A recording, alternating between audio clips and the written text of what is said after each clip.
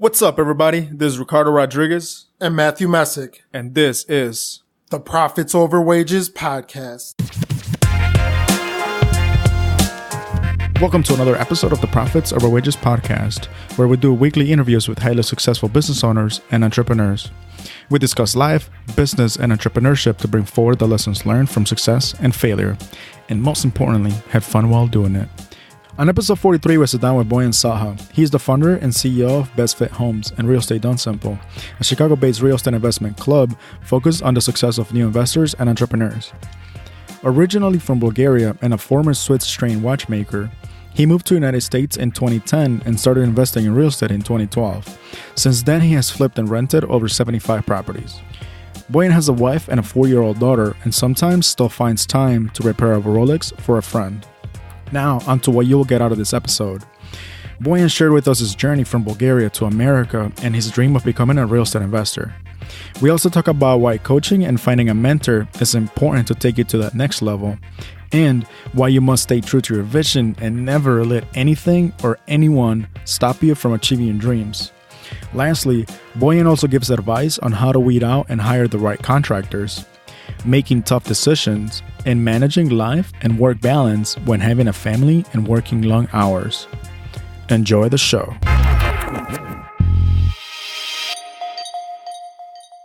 What's up, guys? It's Ricardo. We're coming to you live from one of our rehabs, and we're sitting here with Boyan Salha, who is a local Chicago real estate investor.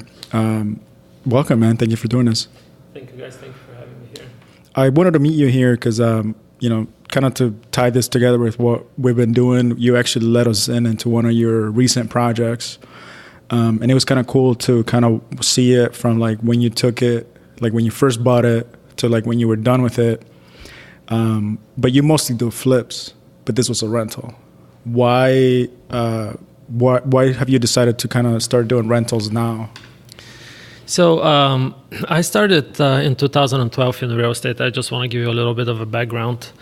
I've been doing a lot of rehabs for the last 5-6 years. I did probably more than 75 up to this point. And it is good money. It is very interesting. You learn a lot. The only challenge is that rehabs take a lot of time and energy, of course. So at the end of the day, you have a job, even though I'm a self-employed, right? And I don't work for anybody, I work for myself. Because if you stop looking for deals, that correct, no the money deals stops coming in. Absolutely, yeah. So I'm at a level where the rehabs are fine, but I have to start thinking about my future. So the only way in real estate to build wealth is, by finding and keeping rental properties for a long-term cash flow. So that was the whole idea of kind of switching a little bit between rentals, between flips, to rentals. Are you doing like a certain amount of flips every time you do a rental, like 2 flips and then 1 rental, 3 flips and then 1 rental, or kind of just as they come? Every time when I look at the property, I always evaluate the property as a flip and as a rental at the same time. So whatever makes sense, I'll go that route. But at this point, probably my first choice is going to be a rental. And if it doesn't make sense, if the cash flow is not there or the equity is not there, I'll do a flip.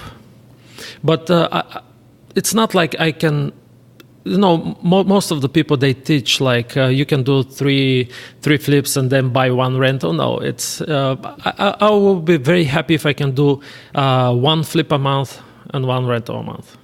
Yeah, because that was one of the things that we wanted to do when we first got started. It was like, let's do, some wholesale deals and then get a rental. Like the rental was always like at the end, right? Like that's like the goal. You want to get to rentals.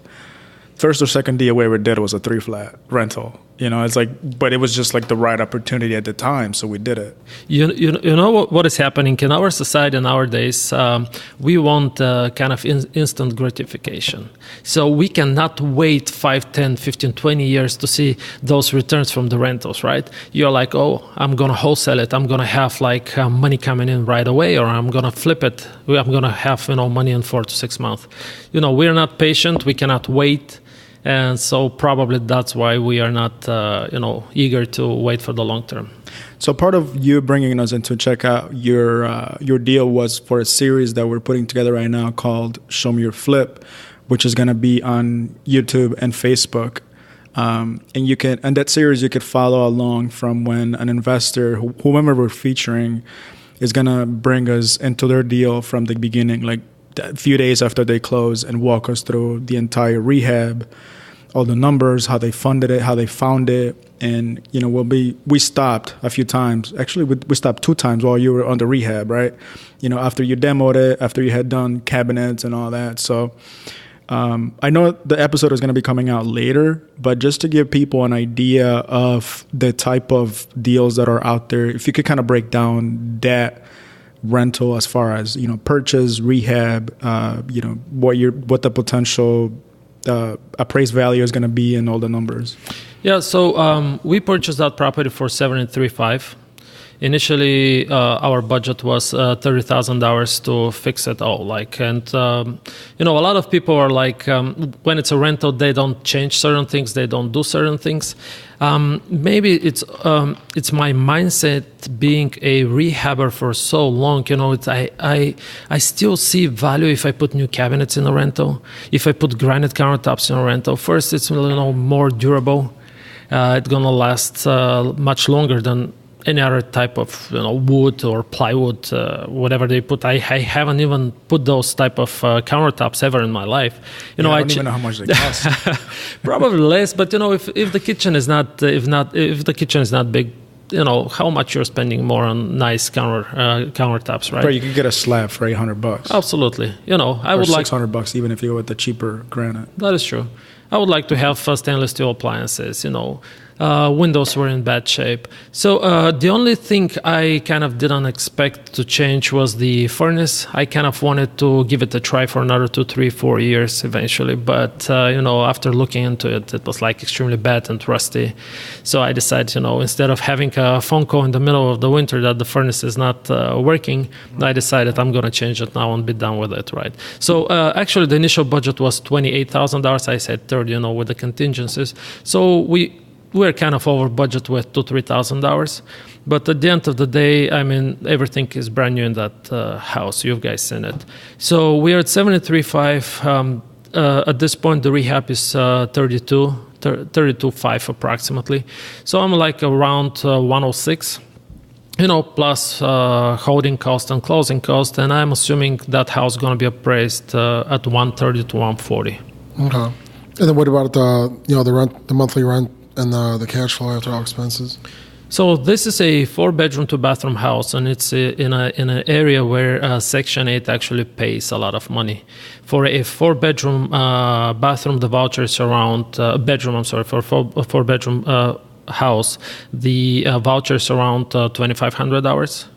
But they changed a little bit the rules. So in order for you to have a 4-bedroom voucher as a tenant, you should have 9 people in your family, which is kind of very, unique. So I said, okay, what if I rent a 4-bedroom house to a tenant with a 3-bedroom voucher? And looking into the numbers for Country Club Hills, they're paying a little over $2,100 for a 3-bedroom house, and my numbers perfectly work at $1,800. They even work at $1,700 and $1,600. But I said I'm going to list it at $1,800, so I can be kind of to attract a lot of people on day one. So I listed it at $1,800, and of course I had 20 requests for showings on day one. So I had to pre-screen some of the people, right? And I had, I think I met 4 or 5 people the day one. I wasn't happy with their income, with the background check and stuff like that. So I had to do one more day of showing. So I scheduled another 4 or 5 showings, and I finally found a tenant with perfect credit score, with perfect income. Everything was really nice, and it ended up not to be a Section 8 tenant. Right, I have no problem with Section 8. It just those guys they were making good money. And we moved forward to them. So what rental price did you end up agreeing on? $1,800. Okay. 2-year lease, 1-year lease? Yes, we went with 2 yearlies, Nice. but starting from September 1st, I didn't want my rent, to end on August 31st. So we said we're going to do 22 months. So I can, end at the end of June. So I have July to rent it out to the next tenant. Right, which is the hot market for rentals is in the Absolutely. summertime. And Yes. they cover their own utilities. Absolutely. Their utilities, taking care of the yard, everything is their responsibility. If their credit's so good, why don't they just buy? It's funny, when I said that the credit is good, they're between 6 and 640 credit score, but they have a lot of debt. So they won't be able at this point, to purchase their own home. Now, I know we're going to talk about all of this in the show, but just kind of to give people some, a little bit more, information here on the podcast, did you screen them before meeting them, or would you screen them after meeting them? I have like basic questions before I meet them.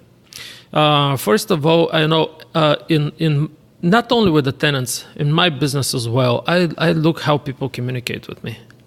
If you're late for an appointment, and you want to rent that house from me, it shows me that you don't care. If your card's dirty, right? Yeah. So car is another thing. You're looking for those factors that can show your personality. Right, I don't judge and I don't make my decision based on that, but it shows a lot. Right, nice. Okay, so now that we've talked about that, actually, let's go back and kind of talk a little bit about your background and your story and how you've gotten to where you're at now. You grew up in Bulgaria, right? What did you do back home? Yeah, I was born and raised in Bulgaria. I went to college there. I'm actually a computer science engineer. Really? Yeah, I know it sounds... Computer scientist? It sounds really weird even to me because I have never worked even an hour in that field. Now, is education free over there? It's kind of free, but if it's free, usually it's not good. Well, I mean, yes and no, but also there's people here with a degree that have never worked in the field that they went to school for, yet they have $100,000 in student loans. At least you don't have that burden with you. That is true. Going back a little bit, my parents are both doctors. So I have two brothers, so they wanted the first child to kind of follow their steps, right, to be a doctor. And back then I was finishing high school, didn't only playing basketball, didn't have any actual goals in life. And I'm like, man, I don't want to be a doctor. I don't like that. You're the oldest? Yes, yeah. I don't want to be a doctor, but I kind of want to make my parents happy. So how I make my parents happy and being happy at the same time, I couldn't figure it out. I'm like, okay, I'm going to pretend that I'm going to study for this entry exams, because in Bulgaria you have, it's not only about money, it costs something, to have an education, but it's more of a passing entry exams, and they're really, really, really hard. Right, but it's not like $70,000 a year No, you do when you go absolutely. to, I think Duke is like $75,000 a year or some crazy shit like that. That's crazy. I was just talking to a neighbor Yeah. in one of the houses that we're rehabbing, and one of his daughters was going to Duke, and he's like, dude, it's $75,000 a year or something like that. I'm like, Man. what the fuck? I know. So I was pretending that I'm studying whatever, of course. So when I went for those entry exams, I failed miserably. But at the end of the day, I was kind of relieved that I don't have to study for a doctor, because even here in the United States, being a doctor is kind of a prestigious thing. But the amount of liability you have, the amount of you work long hours. I don't know. I wanted to be a free person, my own boss. This is the only thing I knew when I was 18, right? So my mom kind of gave me a book, and we all know about this book. It's Rich Dad, Poor Dad, right? How cliche. It is, but that's no, but it's funny because that's how most people have kind of started. That's how Matt got started. That's literally 60% of our guests got started in real estate or their own business because of that book, Rich Dad Poor Dad. Absolutely. In the early 2000s, that book was so famous, and I was remember reading that book in Bulgarian, and I'm like, man, this book's like so simple, but yet so powerful, right? So I'm like, yeah, but how to do this thing in Bulgaria? The market is different, the culture is different. It's not the same. So all of a sudden, I have a dream. It's called to be a real estate investor, and I have another dream to move to the United States.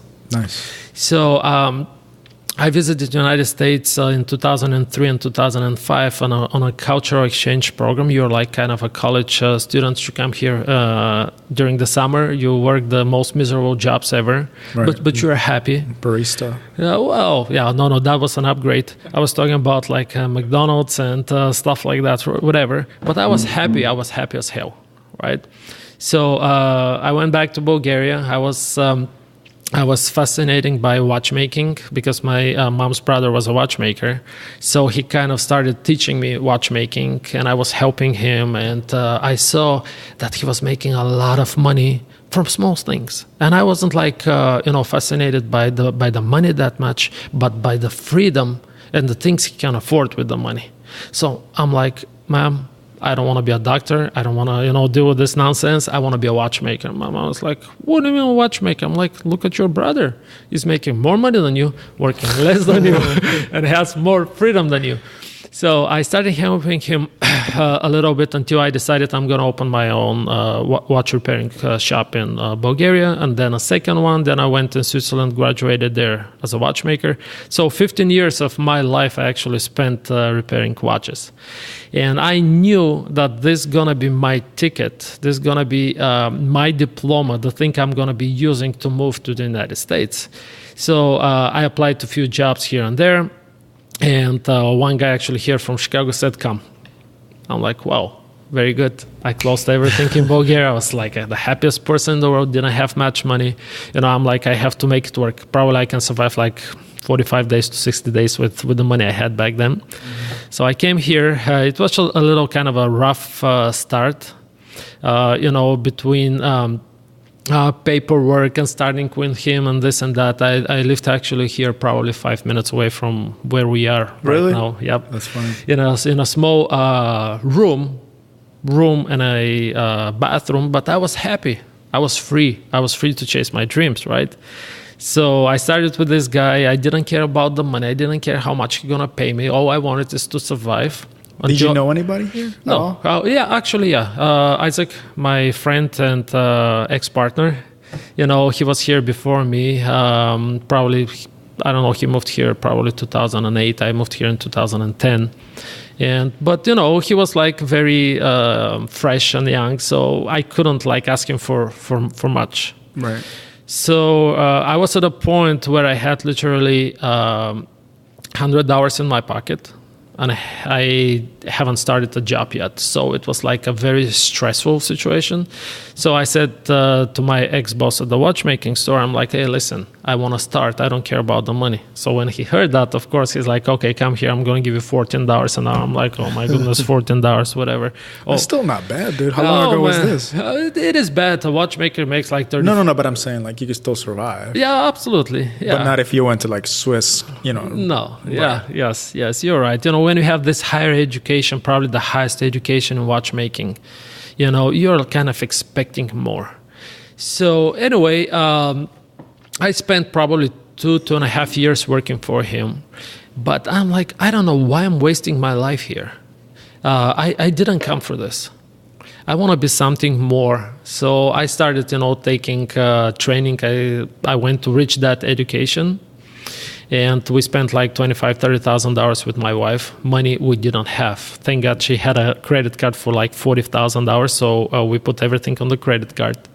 So we took some basic. So you originally signed up for the Rich Dad, Poor Dad. How did you find out about it? Actually, I was, I don't know. I was looking through Facebook, some post, whatever, and it was an ad. When was this? In 2011. Okay.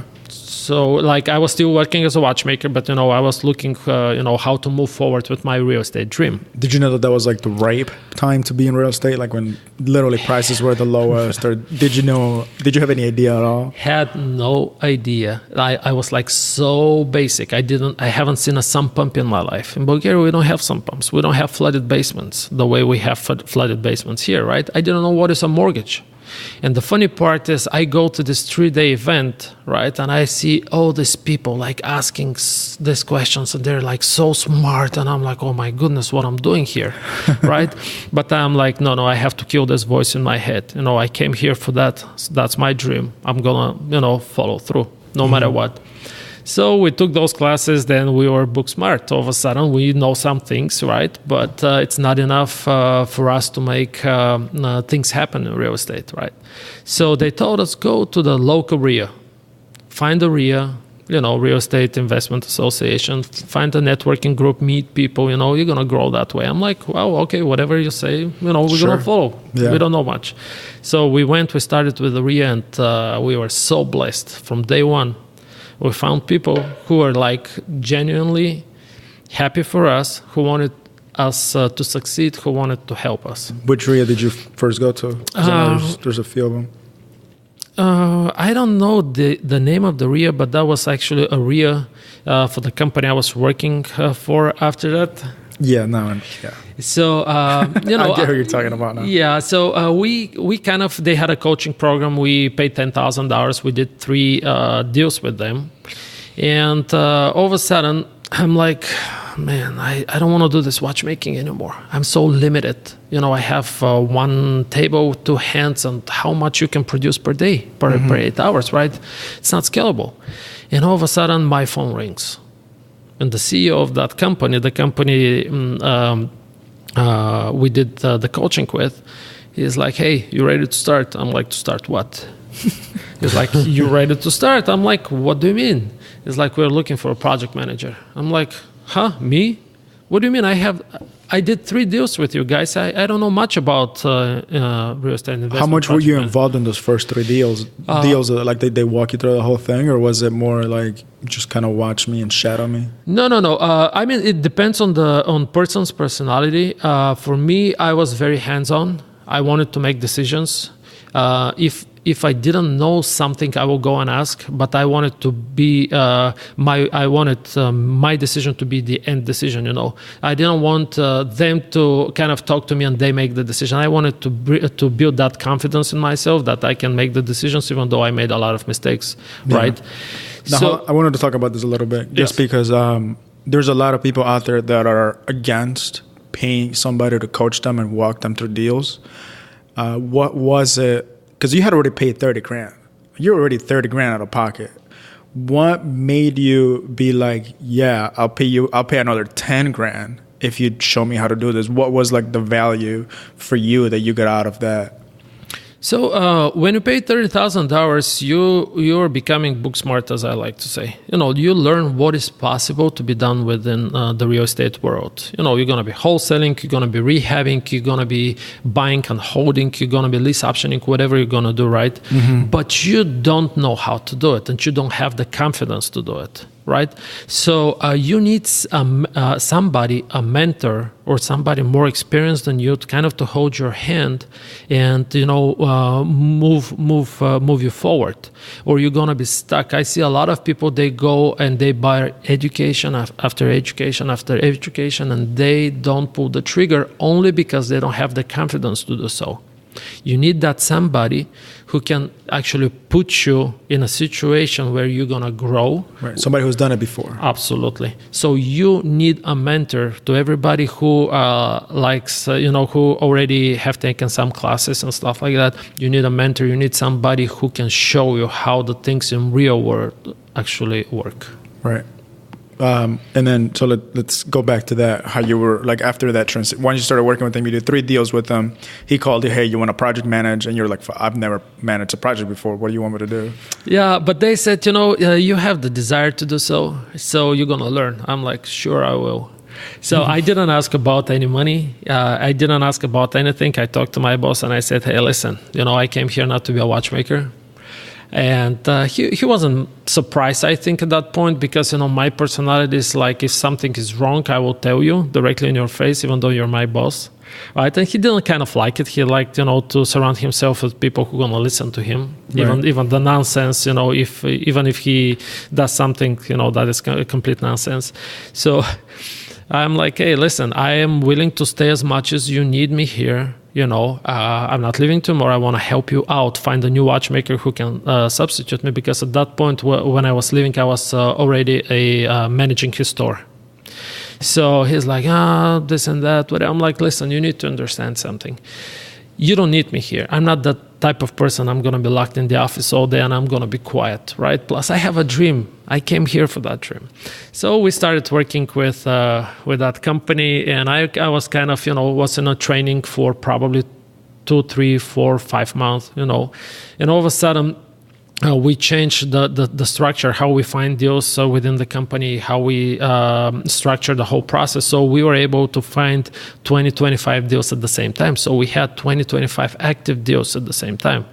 And I was, at that time, they had one more project manager, much more experienced than me. And he said, listen, we have to split them 50-50. I'm like, how are we going to split them 50-50? I've done only 3 deals with your help, guys. Now you want me to handle like 10, 12, 15 deals by myself. He's like, you'll learn. Was that Kirby? That was Corey, his father, actually. Oh, yeah, because Kirby's actually been on the podcast. I think it was episode 4. Yeah. Yes, actually, the phone call was from Kirby back then, right? He was the CEO of the company, and Corey, his father, was the other project manager. He believed in you. That was good. You know what? You know what? I'm like the biggest coach. things that I'm picking up from what you're saying here is you got to be coachable, right? And then you also got to be willing to say, hey, like you don't pay me, like I just want to learn, right? Like you got to humble yourself a little bit and be self-aware of what you don't know and what you do know, right? Absolutely, and we're going back to that instant gratification. Most of the people, they want everything now and today. I kind of saw a bigger picture in the future. So I'm like, okay, with my wife, can we make it through this time? I don't know when and how much I'm going to be making. If I'm going to be making anything, have no idea. But this is a business I want to learn. This is a thing I want to do. She's the most supportive person in the world. It's just like I'm so blessed with her. And, we started mistakes. You learn. Right. You learn. And, good things happen. I'm not with that company anymore, but, the amount of knowledge that I gain just from working with them. Yeah, just from working with them, all this experience, it's just it's. How many rehabs had you managed at the time when you stopped working with them? I think in average we were like 10 to 12 per project manager. And when I talk about rehabs, we're talking about rehabs in very high-end areas in the Chicago area.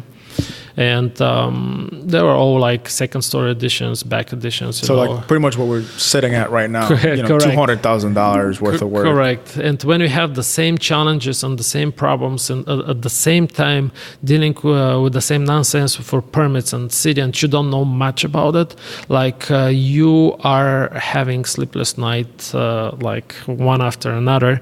But at the end of the day, at the end of the day, it's all good. It's all worth it. When did you decide to go on your own or partner with Isaac at the time? Honestly speaking, things at that company kind of didn't work out in a way I wanted them to work out. Maybe it was me, maybe it was like them, maybe the truth was somewhere in the middle, right? So I said, the position I have doesn't satisfy me anymore. I want to be my own boss. And, we're still friends with everybody. We have no problems. But like 3 years ago, I decided to go on my own. And Isaac is actually my best friend from Bulgaria. He's a real estate broker. So one day I was sitting in his office and we were kind of talking and brainstorming. And all of a sudden we're like, so why don't we have an investment business all together? I'm like, wow. Never thought of it because we were always kind of, trying to keep our relationship only like as a friendship. Right. We didn't want to bring any money and business into it. So we don't destroy the friendship, right? But we said, let's do it from the very beginning the right way, so we don't have any arguments and we don't destroy our friendship. So we were fine for probably 2 years. Like everything was fine, everything was good. We just kind of dissolved that partnership only because we have different hunger. We see things differently, and I'm much more, let's put it this way, hungry and pushy to get things done. He's more relaxed, which creates a little bit of a bad feeling and tension sometimes. I mean, it all comes down to being self-aware of what the things that you want and not being, stagnant or letting other people stop you from like what you're actually trying to chase. Right? Absolutely, yeah. Because, as we discussed it here earlier before the podcast, a partnership is like a marriage. You either push the marriage or the partnership in the same direction. You both push, or it will not work. So I prefer to stop it now before we destroy our friendship, and each one of us move forward on their own terms instead of, keep digging that hole. So going back to your partnership a little bit, is that where you did the 70-something deals that you've done so far? Yeah, so far I did over 75. It's hard to count at this point. After a while, yeah. Yeah, probably with Isaac we did probably 50 to 55 deals. And it was kind of a good way. I had more of a construction background, obviously. He had more of a real estate, like broker, being a broker. So, I would do the construction part. We're both going to be looking for deals. So he's going to be closing the deals. He's going to be selling the properties, doing the marketing, stuff like that. It worked pretty well. How did you guys scale the business? Because when it comes down to it, it's always about the money, right? You can manage the deal, you can manage the rehab, find the deals, but it's also closing that many deals in such a short amount of time. How was your finance structure, or is it still the same now? We are always looking for 20% return on investment. Whatever money, doesn't matter if it's our money or your money. We always look for 20% return on investment. So, in certain areas, better areas with low days on market, we're going to go, let's say, 17, 18%. It doesn't matter if it sells fast, right? So we had good partners, good money partners. We had a private lender with a huge amount of money. So probably for a year and a half, we didn't have to go through any, we didn't have any funding issues. Nice. How'd you find them? It was through a mutual friend. This guy was, he likes to invest in different areas. So lottery winner or I don't know. Self-made? Where's he at now? You got his contact info? Yeah, what's his phone number? Not anymore. We don't use him anymore. And the funny story is that same person was investing in real estate, stock market, restaurants, in different industry. And all of a sudden, he committed to 3 of our deals to fund them. And we are like, okay, we're ready to go, right? We need that much for this deal, that much for that deal, and so on. And he's like, you know what? I think I'm not interested in investing in real estate anymore. I'm like, but you committed to those 3 deals. How are we going to fund them though, right? Yeah. He's like, yeah, but I'm moving overseas to Ireland, I think. I'm going to be, yeah. There's no real estate there. He didn't want to do real estate. He wanted to buy breweries. So I can see that. Yeah, whatever, right? Who am I to judge him? It's his money. Yeah. So we struggled probably for a month or 2 to find a good lender to substitute that person, because for us, we didn't want to go by the money, only by the money. I mean, if we can find more expensive money, but easy to get, we'll go after those, after that money. Same. You know what I mean? A lot of people like, I cannot pay 12%, I can pay only 10%. What's the difference at the end of the day if you flip a house for 4 or 6 months? It's a few $1,000s. It all comes down to the speed of the money too. Absolutely. If it takes you, like an FHA deal takes you 30, 60 days to get a draw, fuck that. Absolutely. So our whole business was structured kind of around good people people easy to work with.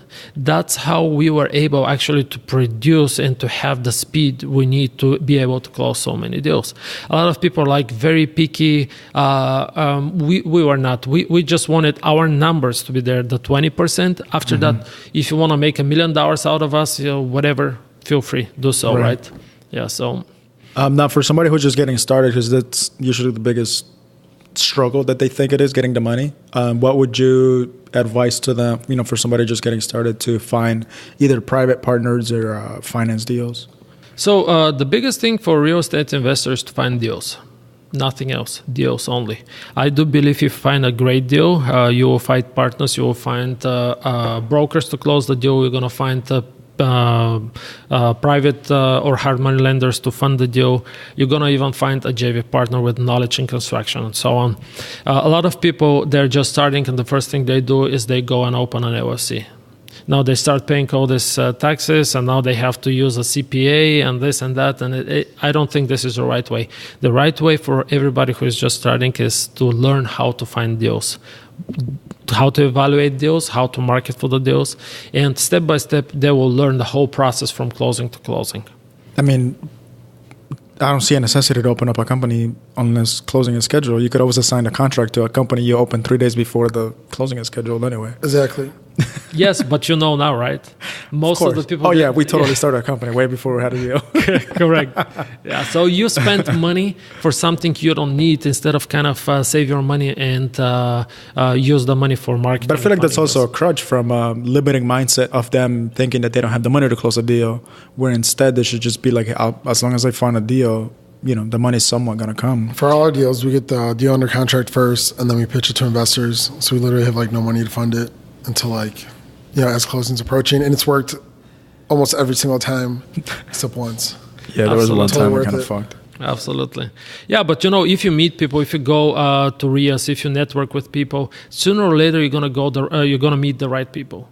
Right, but you got to put yourself out there. Absolutely. Sure, you can find the right deal, but if you're not talking to anybody, no one's going to find it. Absolutely, and I'm kind of amazed from people who are like, oh yeah, I work from 9 to 5 and, then just go out with friends or whatever. I watch TV. I'm like, okay, that's fine. But you want to be a real estate investor, and everything happens in the real estate world after 5 p.m., not before 5 p.m. because you have a day job, right? So that time after 5 p.m. to 1 in the morning, 2 in the morning, you actually have to put that extra effort, to make a difference in your life. It's not what you do between 9 and 5. That's what you do between 5 and 9 that counts.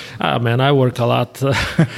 I work, I get up I'm not a very, very early person. I get up 7:30. But, I do work till midnight, till 1 o'clock. Yeah. And I'm happy with it. I don't consider it work. I'm actually, working on my dream, not an actual work, because for a lot of people, when they say, I have a job, it's usually I'm a miserable person. I'm working from 9 to 5, right? No, I don't have a job. I do. It's a different perspective. Absolutely, it's a different mindset. Entrepreneurs work 80 hours a week to avoid working 40 hours a week for someone else. Because people are always like, why do you guys spend so much time doing the podcast? Why do you spend so much time doing these videos? Nobody's gonna watch them. I'm like, dude, you have no idea. Absolutely. I'm like, nobody's paying me right now to be here. Nobody pays me to edit the podcast or edit the videos or edit that. But it's like, you're putting out a resume out there, right?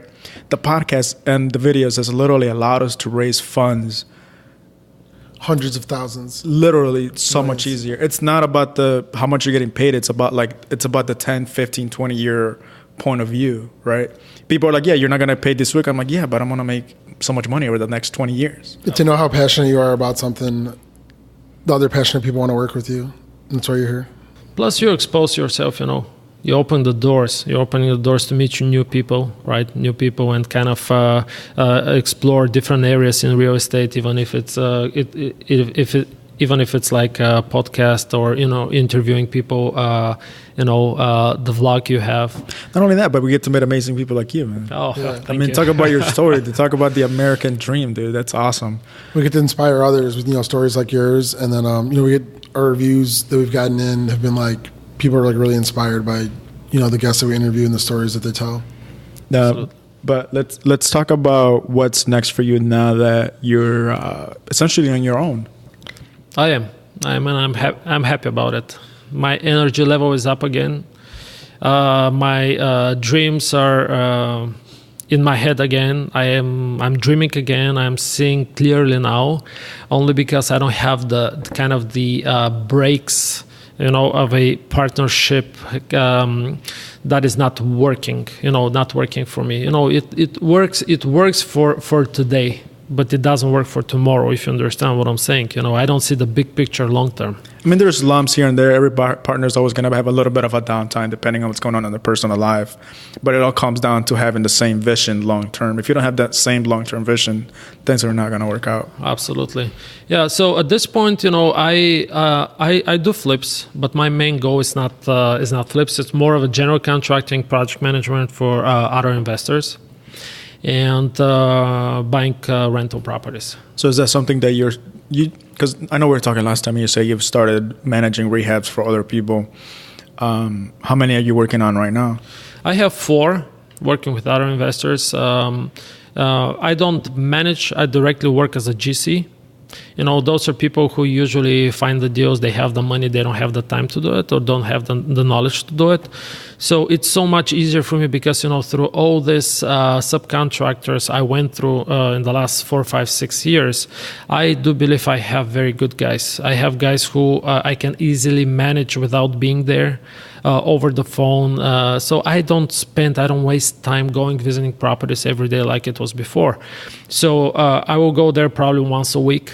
It's just a different structure. The whole business is structured in a different way. So I can have my, I can chase my dreams now instead of, doing daily stuff, micromanaging people. Would you say it is a factor of it is hard to find the right guys to work with, or is it more that you're not experienced enough, or you're not setting the right expectations and setting up the deals for them to work correctly? Like, which one do you think it is, or is it maybe a little bit of both? Or because when we first got started, we never used the same contractor twice, until now. Now I don't want to go after anybody after working with the guys that we're working now. I think it's a little bit of both, but I think it's you mainly and your mindset, because I think the success of an organization depends only on the management, on the CEO. Mm-hmm. The CEO is responsible for training the people. Even though you're hiring subcontractors, they're not your work as actual, employees. You still have to train them. You still have to kind of create that mindset that you have to do a good job on time, on budget, right? Because if I'm happy, if I sell this house fast, if I make money, I'm going to hire again.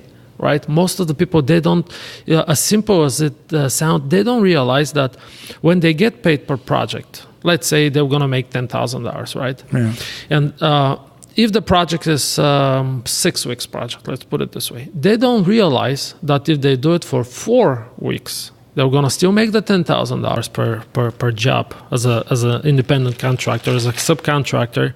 I have to educate them, kind of to show them the simple numbers that if they do the job faster, they're still going to make the $10,000, but they actually make more per hour.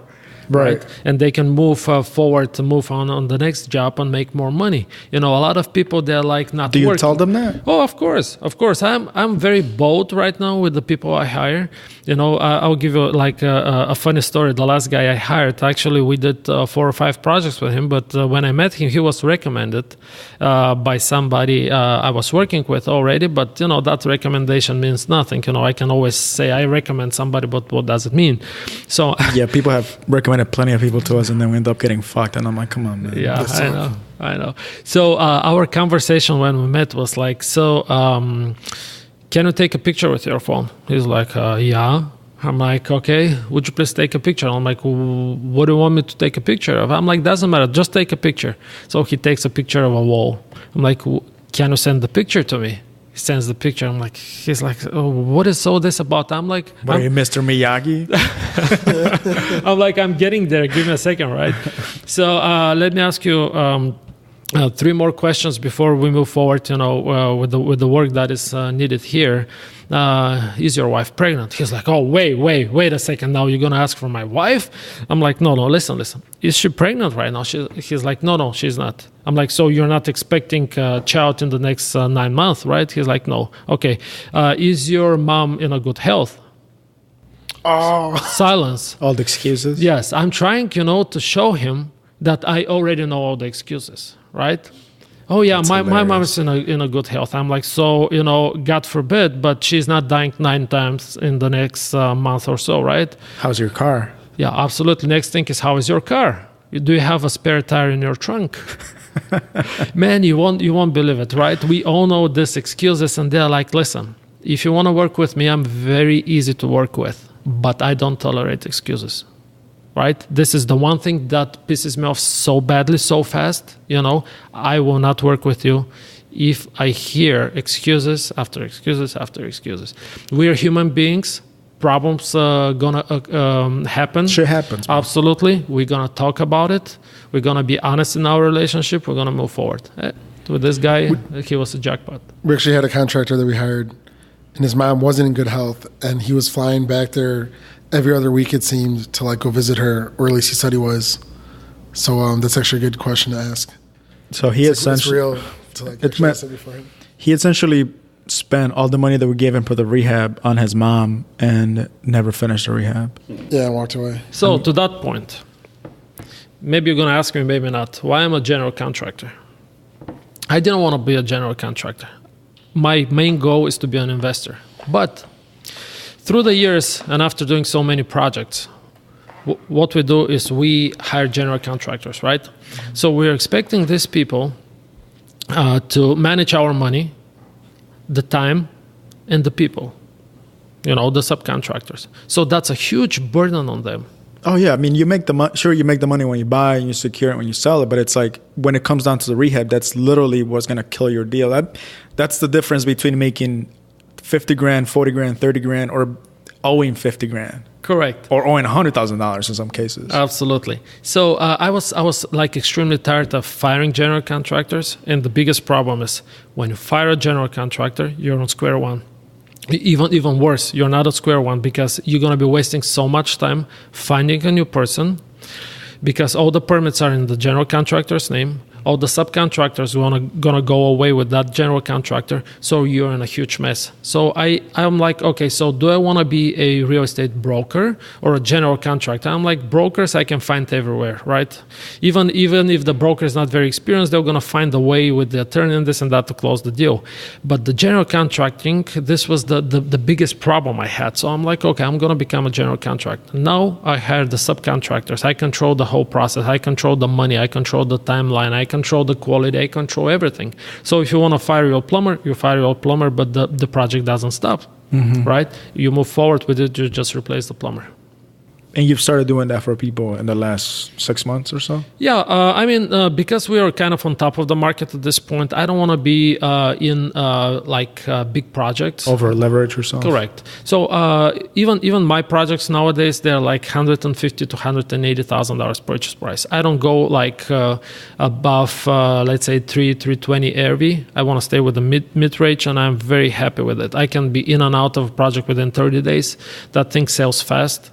And worst case scenario, if something happens to the market tomorrow, I can easily finish them. I can easily sell them. And if you're in a bigger project, something happens. You're in that project for 12 months, 15 months, 16 months, whatever. Yeah. You can be in a big trouble. Do you have a minimum of amount of work that you do? Because I know for us, like if we recommend our GC, he has a minimum of like $100,000, at least the rehab budget, probably 150. Yeah. Do you have a minimum? No, I have people who are doing more of a rental quality, cheaper guys. I have people who are doing, nice rehabs, for resale. I have projects for $10,000, believe it or not. It doesn't matter. I'm not the person who is doing the work, so I don't spend time there. I go once to visit the property and go probably one more time to meet my guy to explain what needs to be done, and at the end to control the whole process. Right, because you're working with guys that you can trust, and they're going to get the shit done. Absolutely. And you already showed them how to take pictures and send them to you. Yep. All right. So what's next for you? You're going to be focusing mostly on rentals now, or because you also had you also host a RIA meeting, right? You started your own RIA. Yeah, I mean, the RIA is something, it's funny. I had this voice in my head, and that voice was telling me, oh, okay, so English is your second language. You cannot speak in front of people. So I kind of created that fear, speaking in front of other people. And I'm like, no, I'm going to kill that voice.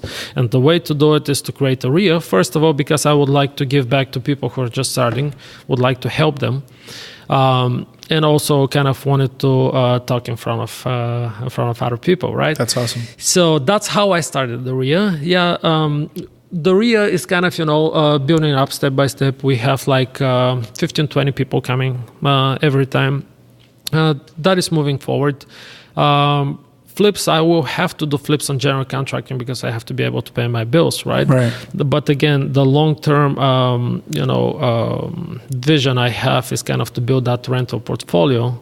So, I work not for the money, I work for fun at the end of the day. This is like, and I travel. This is how I see myself. I would like to explore more of the world, even though I've been probably in 25, 30 countries around the world. And I will tell you, there is no place like the United States. And I'm not telling you, it's good to know. because we're sitting here and I have to be politically correct or something, but because, this country is giving so much to people like us who want to, have different future. Investors, entrepreneurs, it's incredible. I mean, even with all the bullshit that's going on and everything that's happening, I mean, I wasn't born here either. I came here when I was 15 years old. And I've told this story, I'm sure, many times in the podcast, and people are probably tired of hearing it. But, like, there's no opportunities anywhere else like here, man. I mean, where I'm from, the difference between the people who have money and those who don't, it's so fucking huge. It's like, no matter how hard you work here, no matter how hard you work, the amount of, you're not going to make it. Here, you at least have the chance. Sure, it's a little bit tougher, but there's still an opportunity for you to do what you want to do and create something out of yourself. There are problems everywhere, right? But, going back kind of in my mind to my life in Bulgaria, I was born there. I grew up there, and I couldn't figure it out how to make it work. So I moved to a different country, barely speaking any English, not knowing anybody, and all of a sudden, it's so much easier. It feels like I grew up here. It feels like everything's like so familiar. It feels like I was born here, even though I was not. It's like so funny. It's awesome. Yeah, I'm American. All right, let's go into the questions, Matt. Actually, I had a question before we got into the questions. So you said that you work a lot of times at after 5, like up until like 1 a.m. I'm sure there's a lot of other entrepreneurs out there that want to do that, but that, because you have a family, you have a wife and kid, right? So how does your wife feel about that, or how do you manage that? Like, does she get upset with those type of things, or do you have those expectations where I'm trying to build something for us and the family, and for people out there that are struggling maybe with I don't have the time to work to 1 a.m, or family gets in the way. It's not about time. It's about priorities. If you have time to eat and sleep, that means you have the time. It's just and that is a priority for you to sleep 8 hours a day, right? If you say, no, I'm going to sleep only 5 hours a day, and those 3 extra hours, I'm going to do something, I'm going to learn something new, I'm going to improve myself, whatever that is, you're going to find that time. It's not about the time. Plus, my wife, she's also a business owner, and she works a lot as well. So we are kind of, recently we kind of stopped working between 5 and 9 until the little one goes to bed. We're trying to give her more attention because she's craving our attention at this point, right? Yeah. But after 9 o'clock, when everything is like quiet at home and this and that, we will work till 1 o'clock. But before we had the little one, yes, you come back from work, you start working on your business, on your future, on your dreams. There is no other way, because from 9 to 5, when you have a job, you work for somebody else, right? You're building somebody else's dream. Yes, you need the money to survive. You need the money to to move forward in life, but you will have to find that extra time. It's only about priority. We all have 24 hours a day. If it's a priority, you're going to put your energy into it, your focus into it, you're going to make it happen. Yeah, so I got what I got from that was, find someone like a partner that understands what you're doing, and then it also has the same type of dreams, that they have something that they want to build, and set the right expectation so you guys are on the same page and have the same priorities. It comes down to communicating what you want. Absolutely. And if they don't support your dreams, then no, it's hard. Probably shouldn't be together. Absolutely. It's hard if you as a family, one pulls left and one pulls to the right. It's like a partnership, right? Absolutely, yes. What do you attribute your success? Success is, I don't know what is success actually. For everybody, it's like a different thing, right? I'm never a happy person. No, I'm a happy person, but I'm not a satisfied person with what I have. And it's not because of greed or money. I just want more, of course, for my family, and I want more in order to be able kind of to prove myself that I came here for a reason, and I can achieve those things. But success is something, very unique for everybody. I'm not a successful person. I don't know if I'm gonna be a successful person. All I want is to be a happy person, and I think I'm in a very happy place right now where I'm in my business and professional life. Technically realize what you came here for. You're a real estate investor. Absolutely. So to me, I think you'll be a success, and if you were looking at yourself 10 years ago where you're going to be at now, you'd probably be pretty satisfied. Maybe. But you also got to keep evolving with your goals, right? Sure, I mean, there's always going to be more, but you also got to keep evolving. Your vision is always going to change depending on where you're in life. You didn't have kids then, now you have kids, now you do it for her. Correct. Right? Correct. You have to appreciate what you have. You have to celebrate your victories, that's for sure.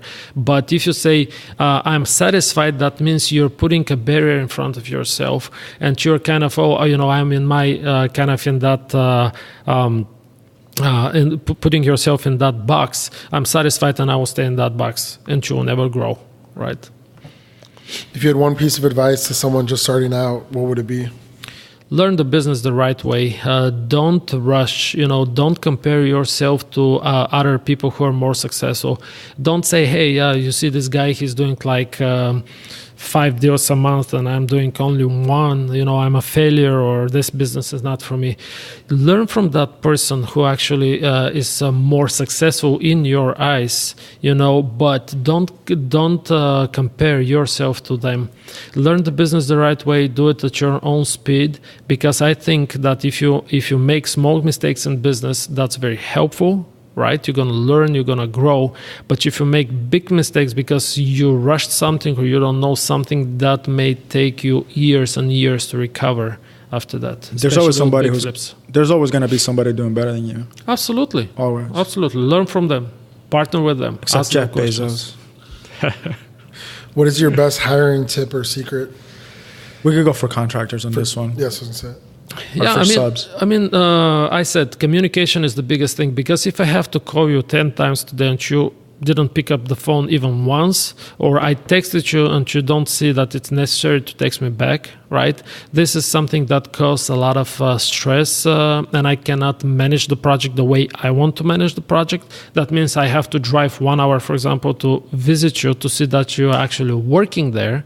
Right? This is my first thing, communication. If you cannot communicate and you don't have like a little common sense that if I call you, that means I want to talk to you. I just don't call you because, I don't have anything else to do, right? Communication is the biggest thing for me. After that, everything else comes in place. What was the worst piece of advice that you ever got?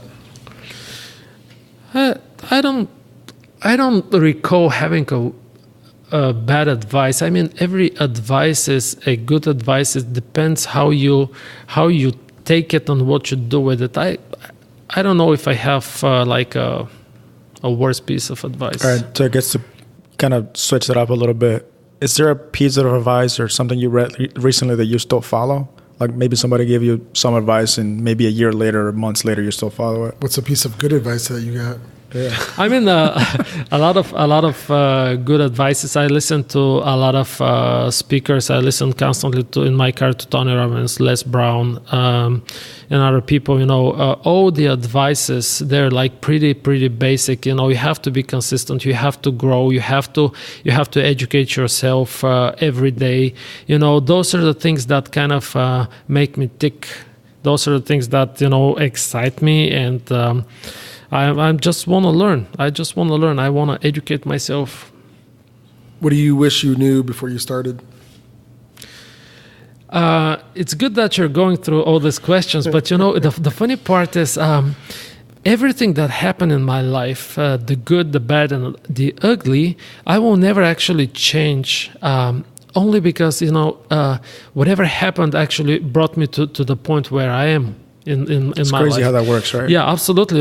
Sometimes you're like, oh man, I wish I didn't have that problem right now. No, I don't approach problems like this anymore. Right now, I don't cry and I don't complain about problems. I'm like, what can we learn from that problem, right? So a lot of people are like asking, so if you can change something in your life, what would that be? I'm like, I will not change anything again, because if I change something, maybe I won't be where I am right now. Exactly.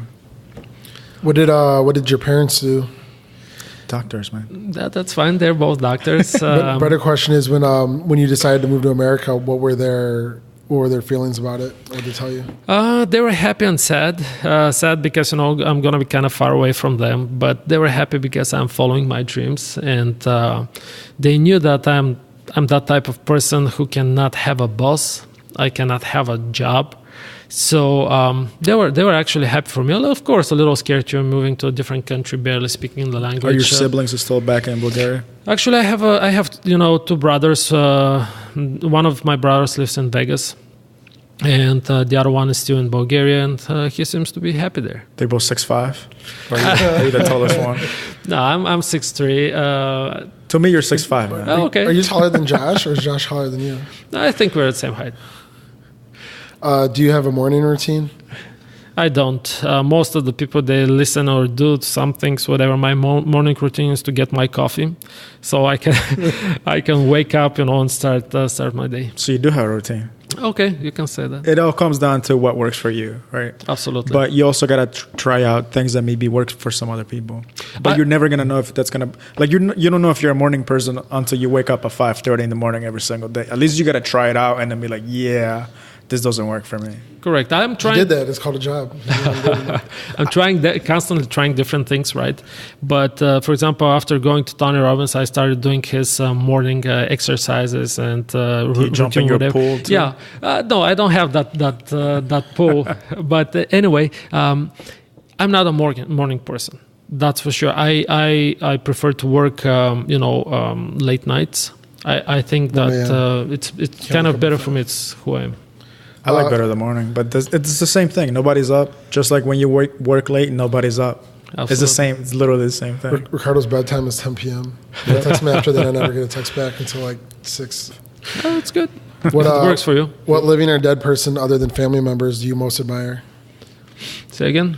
What living or dead person other than family members do you most admire? Oh, there are a lot of people I admire. I kind of admire. I don't admire people that much, but I admire the way they do things and their kind of their teachings. I don't know. Again, from all the speakers right now I'm listening to, I'm kind of attracted to Les Brown at this point. You guys met him? I just saw him the other day. Yeah. And I couldn't make it to that event. I would really wanted to kind of see him live. But, you can't deposit excuses, man. I know. You're right. It just had other priorities that day. Let's put it this way. Okay. Do you have a favorite failure? Is there one that set you up for future success?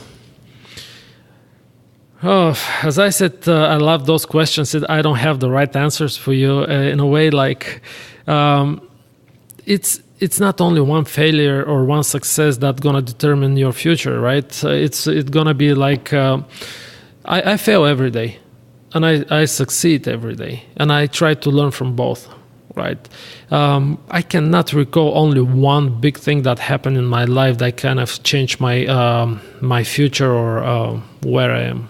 You failed that test, man, to go to doctor school. Oh, thank God. That's one to set you up for being here. Absolutely. Last one. Why do you do what you do? What gets you through the tough times? That's a very good question, actually.